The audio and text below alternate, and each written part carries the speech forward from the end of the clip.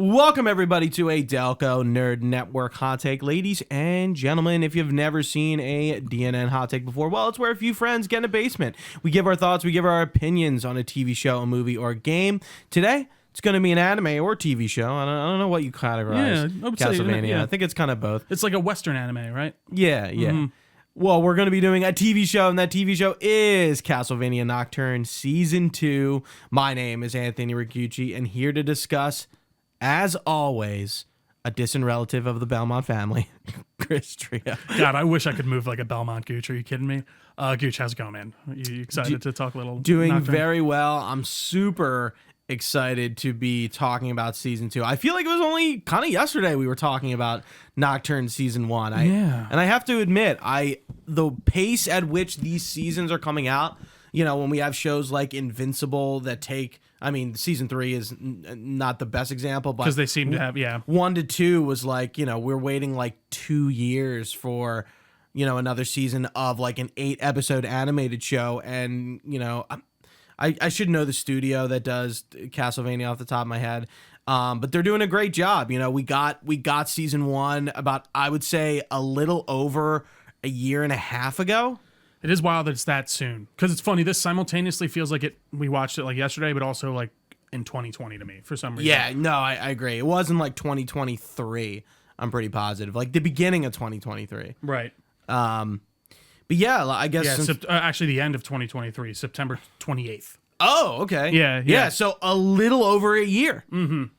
That's pretty wild. Yeah, I mean, that's great. I mean, that's even less time. And it's Powerhouse Animation Studios, apparently. Powerhouse Animation, yeah. They also did that Tomb Raider, Legend of Lara Croft show. Okay. I think they have a few projects going on. But anyway, let's get into how we thought about Season 2. And man, oh man, did I love Season 2 of Castlevania Nocturne. I really think it just amped what was good about Season 1, and maybe any qualms you had about it up a little bit. You know, I think when I thought back to Season 1, it's a lot of introduction to Richter, these new characters. This time period. Right.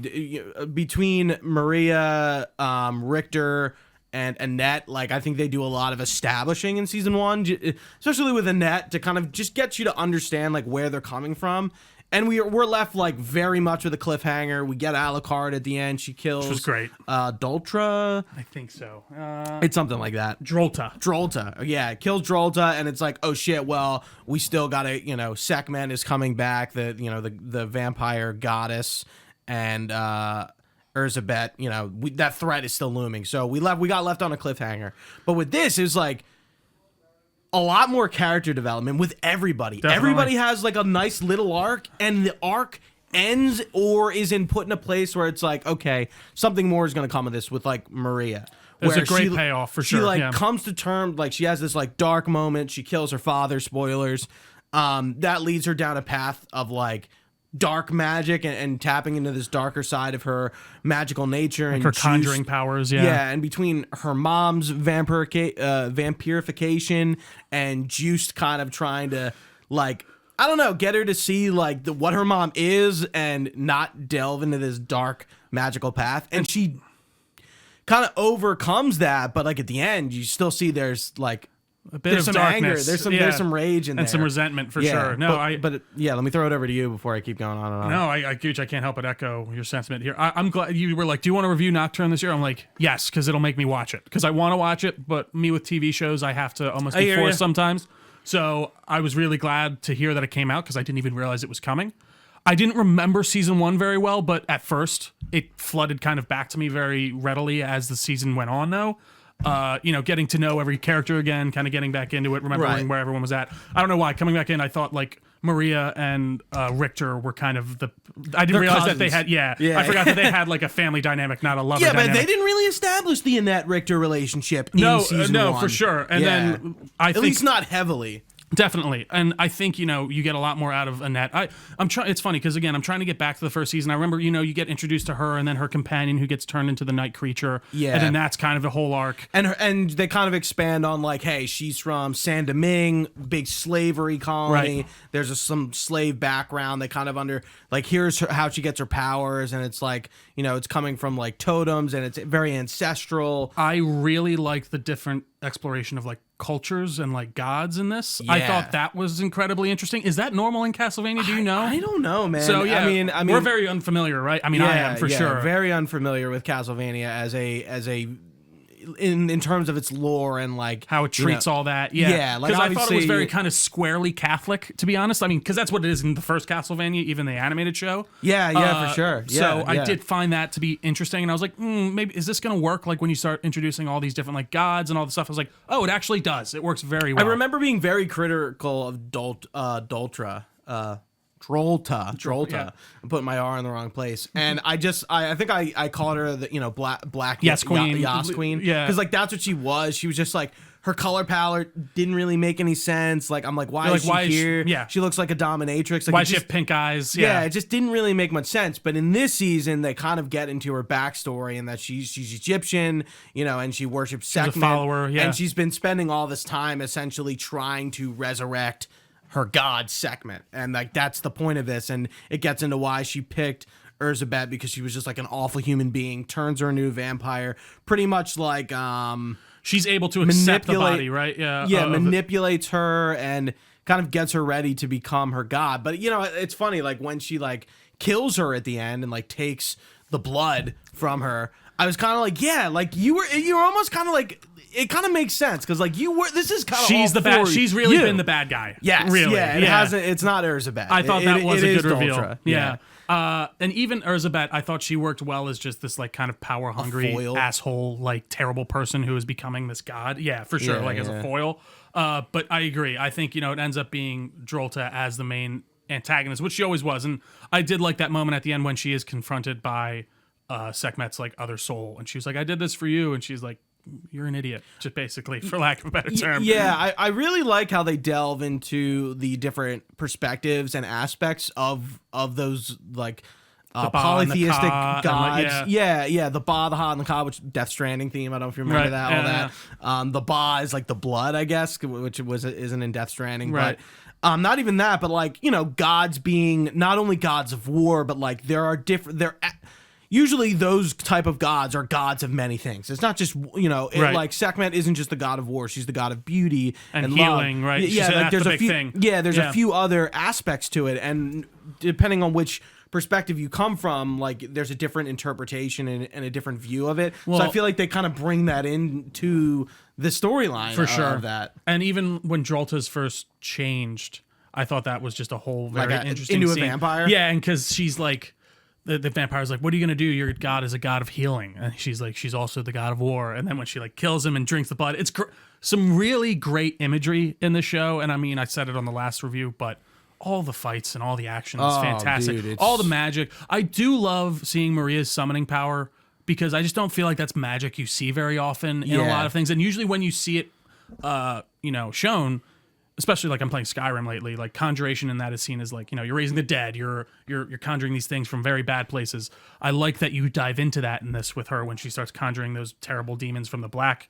dimension, where she's in the beginning it's like gold, right? In the first season. Yeah. And I like how she kind of purifies them by the end, and she creates something new. She doesn't go back to the gold. She is now a new person who has gone through all this strife and now has this new kind of set of magical abilities that go along with, it's bright, but there is a bit of darkness in it still too. Mm-hmm. I did love the scene of her killing her dad. It was very hardcore, and even Juiced trying to like stop. By the way, Juiced. That's name. Ian, Batman. Ian no, not Ian McShane. Ian.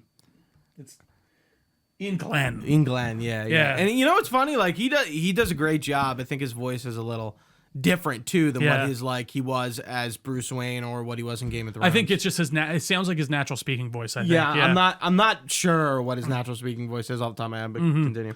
Yeah, no, I thought he was a fantastic addition, and seeing him kind of grow even out of this kind of piece of shit deadbeat grandpa to being like, no, I should fight. Yeah, okay, I remember how to use my magic. Remind me, does Trevor in the original series, he doesn't have that speaker I think the idea magic. I think Sypha enchants his weapons, right. But I'm like, I don't remember him like. No, he doesn't use magic, because that's the big reveal for Richter at the end. And I mean, we find out obviously in the beginning that his mom can use it, and we know they can use it. So it seems like that started with him and Sypha. Correct. I think that's the idea, is that lineage, when that combined, the seer magic was speaker. Thank you, was added into it. Yeah. But yeah, no, I thought, dude, that like seeing him enchant his whip, using all the different magics, the lightning, everything, was the really ice awesome. claws, or like when he coats himself in ice. Yeah. That episode 7, dude, like just combat like the entire 30 minutes. Like it was truly awesome. And even like, it's funny, I thought Alucard was going to kind of take more center stage, but by the way, Gooch, can I just talk about how dreamy Alucard is? Like, he's the man. Like, I don't know. I want him as a bro, honestly. Like, he's the dude. Dude, I really think Alucard is like the heart of this season. Like, he comes back. He's a badass. We all know it. We see him, use his sword and fucks people up. Right. And he fucks people up. But, like, I think he has some of the best dialogue of the show. Like, as he's talking to Trevor, and he's kind of reflecting, his age has a lot to do with that. But he's seen a lot. He's been alone a lot. And, I don't know if you remember in season 2, he spends a lot of time alone in Dracula's castle. Yeah. And he, like, he makes the dolls, and he pretends to talk as them. And he's like, holy shit, I'm so alone. Like, I know. Because that's when the people show up to like hang with him, right? And they're like, he thinks that they're going to be friends, but then they end up trying to take his power. Yeah. And that's why he ends up, I think, staying alone for a long time. Yeah, I thought that was interesting. And then you find out that he was kind of going around the world traveling and learning about different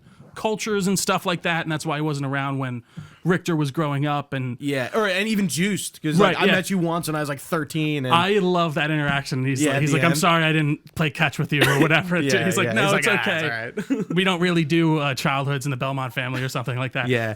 But even great dialogue. Even when Alucard's like, like Trevor would be so proud that you're still like a cynical little sarcastic asshole. Like I think his the way he shows love and affection towards others is pretty awesome.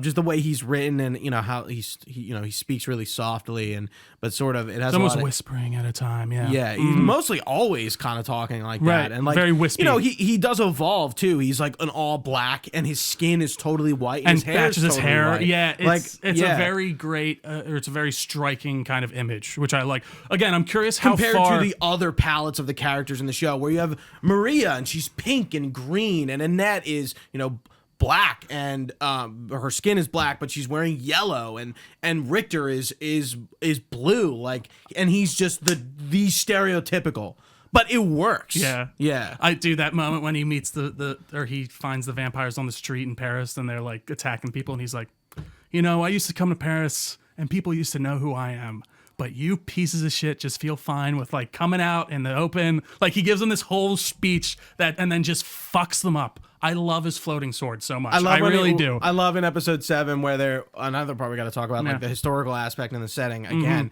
But he's fighting with the French revolutionaries, and he's like, yeah, vive la resistance. Whatever. Yeah, he like, yeah, vive la resistance. And then he cuts him. He even is starting to, I'm kind of just realizing this, I feel like he looks more like Dracula now. Like, he's got the super long hair. I'm waiting for him to just get a goatee. Oh, when he goes, like super vampire mode when he's fighting Drolta. She's like fully got it up. Standing there fully like Dracula up, and when he opens the case, and the fireball comes out. I'm like, very, very Dracula. It was awesome. It really was, and I think he was used just the right amount, actually. And I kind of liked how he did come in at the end of the last season, because I really didn't know where it was going, and that really did like reinvigorate me personally. I was like, oh, I had no idea this was coming, because obviously he's around this whole time.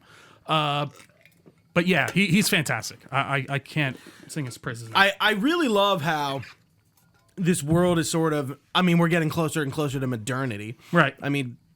Not that the 1700s is necessarily modern, but it's getting modern. It's only 300 years ago. and the French Revolution, and it's kind of gives me like Assassin's Creed vibes, where we're mixing in reality with some fantasy elements, and it works. I feel like I'm buying this, and it's like, okay, like that's it. The French Revolution is our setting. It's not like totally intricate to the plot. It's more just like it's definitely a pillar of it to a degree. Yeah, but it's a set piece, and it's using it as a set piece, not as like we're fighting the French Revolution against backdrop. Vampires. But absolutely. Yeah. It's like you're saying, like Assassin's Creed. It uses these historical events as backdrop for its own story. Right. And it interweaves it in a very interesting way. You know, like, like Alucard and Richter, like, kick open the door, and they're like, excuse me, Mr. Robespierre. Yeah, like, vampires. And I do love how everyone's just immediately on board. Like, everyone seems to be fully aware of monsters and stuff in this universe. Yeah, Because they're freaked out by the vampire, but they're not like, there's vampires? What do you mean? You know what I mean? Right. Well, I guess if, like, the vampires came to be with Dracula right. in, like, there's historical accounts. Early 1400s. Right. I think is when that takes place. Or I think Dracula is even before Trevor and Sypha, but you know, when that show takes place and like the events of that show, I guess it would make sense that they perpetuated through history and like right, you know, that would be a historical event. Yeah, you would hear yeah. about it. Yeah. I mean, dude, he did come in and like that was in London, right? That Dracula goes to. He just fucks up that church, and that's where he declares his thing. He's like, or is it just some type of nondescript? No, I think it does have a name. It's not in London. Okay, I don't think because it's like some big cathedral. When he's like, "Yeah, I told you I'm gonna fucking kill you all. I'm gonna kill you all." Okay, yeah. That's funny. I do think the historical stuff is really cool. I also think that seeing that god, like the different god realms, especially the more like African focused one that you go to with that god that she meets and she marks her him, like patron was so fucking cool. And it's like, I'm gonna help you get to the Duat and right. like, the Egyptian world. Yeah, and he's like, we can't like, cross into other gods' realms, so you got to go on your own. Just great stuff. Very God of War-ish in the way of just like all these apparently like coexist, and the belief in them is what makes them exist. And they even talk about how people are misusing gods and like how they're doing with Sekhmet, and they're like vampires are taking control of them and trying to use them in different ways. Very interesting. Yeah. What did you think of Mizrak and holy shit, Aurochs, yeah. I really like that, actually. I think their storyline is definitely the least important. Like, I think Aurochs, you know, him being like a major vampire in that cult, but like never really buying into it, playing along, using it to his own gain, and, you know, then turning on them in the end.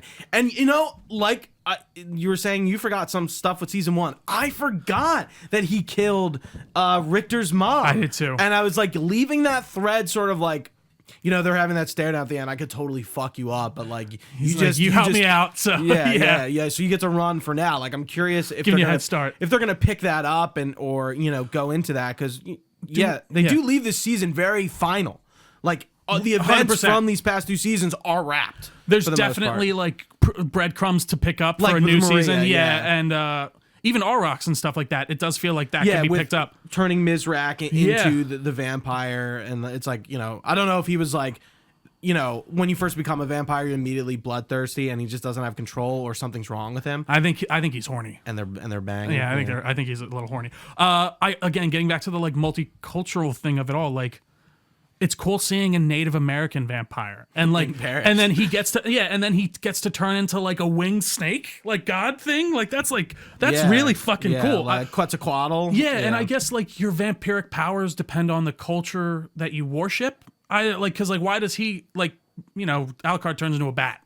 Why does he get to turn into a big giant snake with wings? Yeah. Again, not that I'm like hung up on it. I think it's actually cool. I like the idea that like these different cultures lend to that, and I like how he talks about his city getting destroyed and being like, our gods didn't help us out for shit, and you know, then he got turned talking about that, and you know, the old world bringing over vampirism to the new world because that wasn't there before. Mm-hmm. Very cool stuff. There's a lot of talk of like love in different sort of ways. I mean, Alucard sort of like, you know, telling Richter, it's like, no, you like her, like lean into it, tell dude. her, Like, right. And I guess he's been around for so long that he has a lot of experience being like letting, like, even like just casually, you know, people walking away, or like maybe you should have said something but didn't. Right. So he's been alive for so long, he can be like, no, just do it. Yeah. And then like, you know, even with Aurochs and Mizrak and like that sort of thing, they kind of have like they're like a forbidden love where like he's a vampire and he's like a fucking religious monk. Right. You know, they're two like totally opposite ends of the spectrum, or the two sides of maybe the same coin there. And you know, I think Richter's love for Annette like saves her essentially. Like, I really thought she was gonna die. I did you too. know? And when they were like, oh no, like, you know, Alucard like puts his hand on his back and like she would. A great moment. Yeah, like Richter, my she's friend, sacrificing herself. She would not let want her this. do it. Yeah. Yeah. Let her make her own decision. You know what she would want, and that's not that. And then she ends up getting out. I was really surprised because I was like, oh no, he's dead. I thought that too. She's dead. I did too. I was really. like sold on that. So her coming back was like a real surprise. Dude, I thought more people were gonna die in general. Dude, I thought Mizrak was gonna die. I thought Juice was dead for sure for some reason, just because like he's the older guy. He's kind of someone you could sacrifice and have like a meaningful moment. You're like mentor. And I did like that moment where he even got his magic back. I thought everyone's character development was really fantastic, and I do think it culminates very well in that last scene. Even when Maria shows back up at the end after her kind of whole emotional journey. It just really came together in a satisfying way. And I think that's kind of rare. And they could cut it off here. They could end after the season. Yeah, I don't think we know if... I mean, I would say it's probably going to get another season, but we don't know yet. But, if it doesn't for some reason, and again, I think we are less than a week... Or no, we're about a week out from when it debuted. So usually we need to get like 2 or 3 weeks beyond the show, and then we'll hear about it. Like, I'm like, if Tomb Raider got a second season, this definitely has to get a second season. And I'd be curious as to like... Or a third season. 100%. Or at least, 4. Do the same thing you did with the first Castlevania. Exactly. And I like the idea of having like an end. Like they have an end in mind, an end goal. And that's why I feel like Castlevania was much more like over the...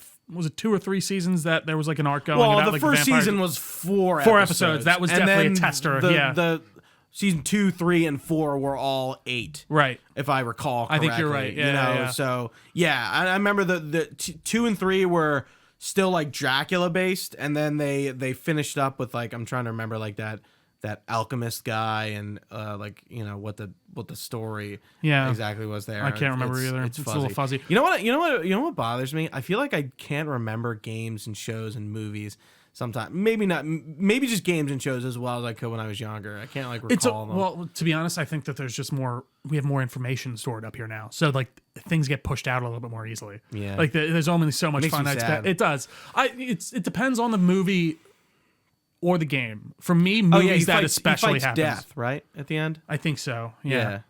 And I mean, you're right. Even in this season, we see that like devil death figure, and it's like, what's that and about? And that has he seems to be manipulating Maria in some way.